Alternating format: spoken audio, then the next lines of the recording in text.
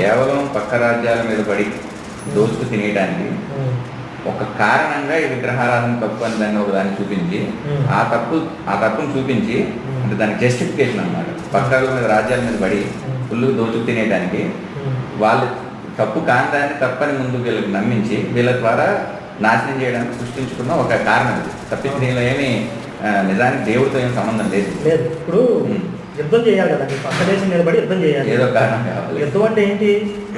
ఇటువైపు సైన్యంలో కూడా ప్రాణాలకు తెగించి వెళ్ళాలి. అక్కడికి వెళ్ళిన తర్వాత వీళ్ళే చంపుతారు, వాళ్ళే వీళ్ళు చంపొచ్చు కదా. అంటే వీళ్ళు కూడా ప్రాణాలకు తెగించి వెళ్ళాలి.